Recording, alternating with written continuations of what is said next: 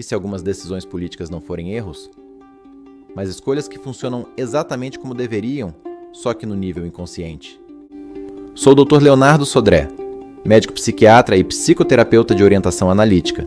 E aqui eu proponho algo um pouco diferente.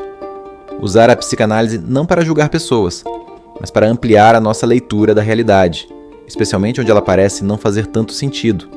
Se você gosta desse tipo de análise, já se inscreve no canal e deixa seu like, porque isso ajuda esse conteúdo a chegar em mais gente interessada em pensar além do óbvio.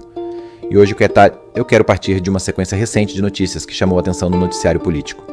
A movimentação de Luiz Inácio Lula da Silva para novamente colocar Fernando Haddad como nome para o governo de São Paulo.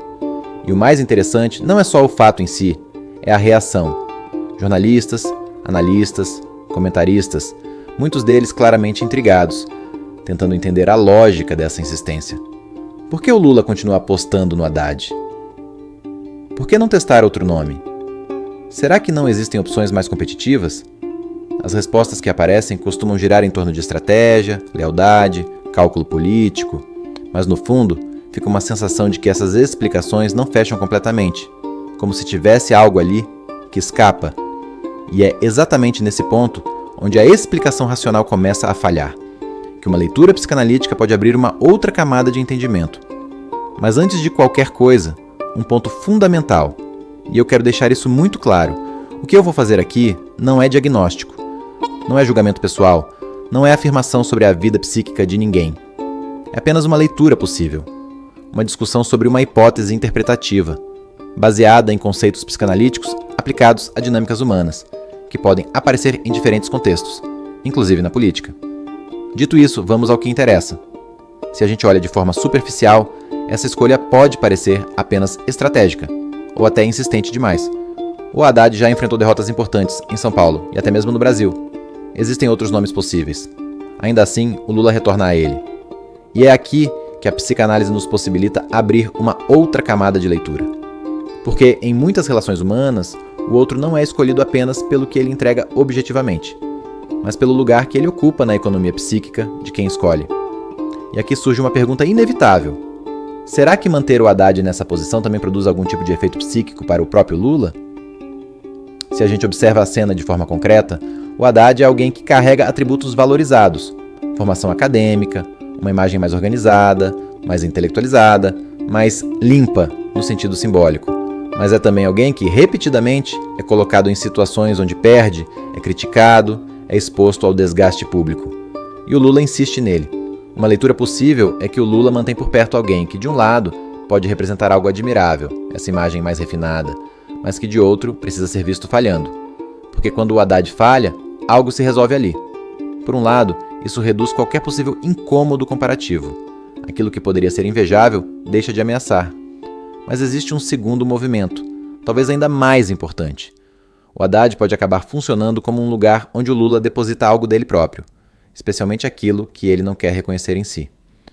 Dúvidas, inseguranças, medo de fracassar, medo de não ser suficiente. Em vez disso, aparecer como uma autocrítica: e se eu não der conta? Isso pode ser deslocado para o outro, e aí a cena se organiza de um jeito muito específico. Não sou eu que fracasso, é o Haddad que não dá conta. Isso não precisa ser dito, nem pensado conscientemente. Mas quando o Haddad perde, quando ele é criticado, quando ele é visto como incapaz, isso pode funcionar como uma forma de o Lula se afastar desses mesmos afetos dentro dele. É o que a psicanálise chama de projeção. Aquilo que é difícil de sustentar em si mesmo é colocado no outro, e depois visto ali, de fora. E isso tem um efeito importante. Se o problema está no outro, eu não preciso me transformar, eu não preciso melhorar, porque a falha já tem um endereço. E, ao mesmo tempo, isso reforça a posição do Lula como alguém mais forte, mais capaz, mais central, ou seja, o Haddad continua sendo útil, justamente porque ele pode falhar. E mais do que isso, porque ele pode concentrar na figura dele aquilo que precisa ser afastado. Isso ajuda a entender por que a insistência se repete.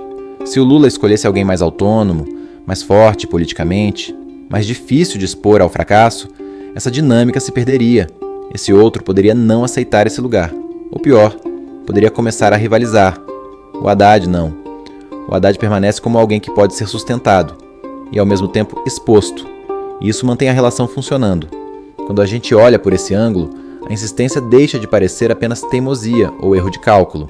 Ela pode ser a manutenção de uma dinâmica que funciona, não necessariamente no plano eleitoral, mas no plano subjetivo.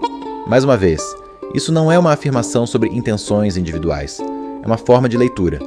Uma tentativa de enxergar que muitas vezes as relações, inclusive na política, não são organizadas apenas por estratégia, números ou alianças, mas também por aquilo que cada sujeito precisa sustentar dentro de si. Se você achou essa análise interessante, deixa seu like, se inscreve no canal e compartilha com alguém que também gosta de pensar política de forma mais profunda. E me conta aqui nos comentários, essa leitura faz sentido para você? Ou você enxerga essa dinâmica de outra forma? Um abraço e até o próximo vídeo.